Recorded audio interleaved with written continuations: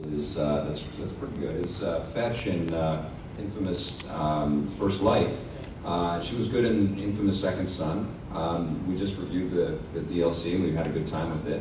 But I think generally what we want to see is more female creators behind the scenes, embellishing the stories, giving us multifaceted women, but also giving us stories that aren't just straight to violence. I think one of the things that was really disconcerting for me, and I'm not going to speak for the whole team here or any of you, but for Watch Dogs, which I think everybody was really hyped for, obviously it was a huge pre-order success. One of the things that really kind of surprised me is how quickly we went to shooting, and how quickly it just devolved into every other third-person action open world game that we played, and how much cooler it would have been,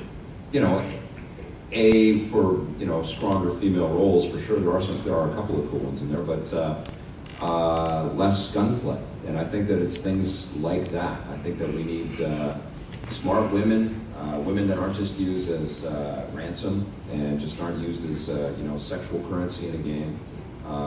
And female lead roles. I think the Lara Croft reboot has some controversial stuff about it, but it's pretty cool to see such a terrific fictional character flourishing like that, and I'm excited about the next one. But we need more. We need a Wonder Woman movie. I mean, take your favorite current action game with a male, probably white star, and make him a girl. Yes. I don't think it has to be a token thing. You don't have to be like, well, it's a girl, so it can't be violent, or it's a girl, it can't be this. It's a girl. It's a guy, it's a girl. Who gives a shit? It's a white guy, it's a black guy. It should be all of these things. Yes. We are all of these people. We're not all white guys with baseball hats and fucking Johnson. And that's the thing. Just really quickly. I mean, I think some people feel threatened that there's, which is insane, that there's change is coming, and we're seeing diversity in games. And I really feel if you feel threatened by diversity in your gaming, you have to stop playing games, and you probably have to go live on an island somewhere and just not do this anymore. Because games are supposed to be about the experience, about the human experience. That's why we play them. That's why we escape from our troubles. That's why we do all of these things. And to lock them into bald Space Marines, no offense, Steve, is super boring. So I just think it's more exciting to have everybody in there. Yeah, I mean, just look at this room and how many characters do we have that look as disparate as this room?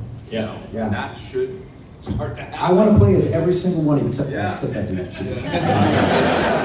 have almost everybody I want to play as. I have a few things to say on this. I think there's a contingent of folks that don't understand what the definition of feminism is.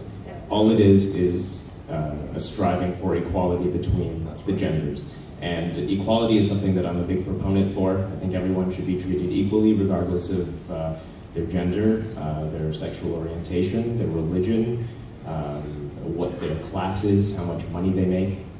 None of those qualifications make you better than anyone else. We're all the same in that respect. We're all human. We all have the same needs. And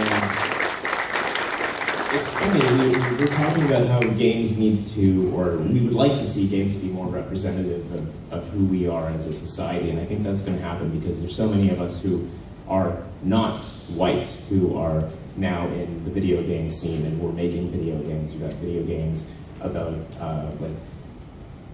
homosexual relationships. We've got games where you don't even know who you are.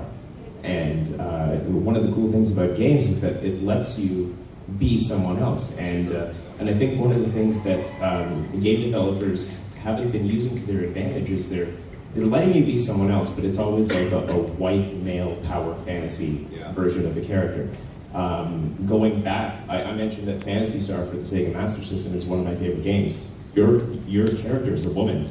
You're not a sexually objectified woman. You've got armor that makes sense. Of course, you're an 8-bit sprite, but in the cutscenes, she looks like, she's badass. She's a warrior. The first Metroid game, you don't know that Samus is a woman until the very end, and you're like, whoa, what? That's amazing. Samus is a badass character, and now, the most recent Metroid game, which was Other M, I was completely disappointed because he's like, Samus is like, oh, I'm not going to use missiles because Adam won't allow it. It's like, what the fuck?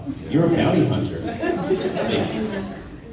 Yeah, that was several steps back for Samus because all the other Metroid games are fantastic.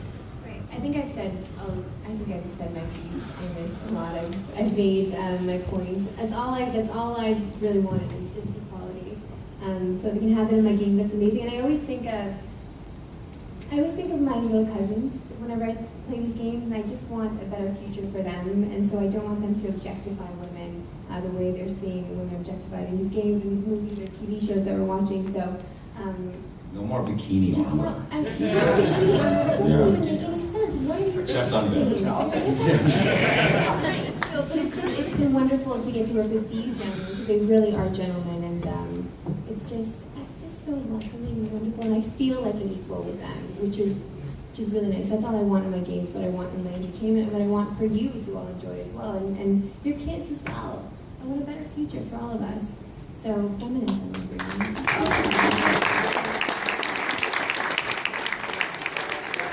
The guy behind the hat there? Yeah.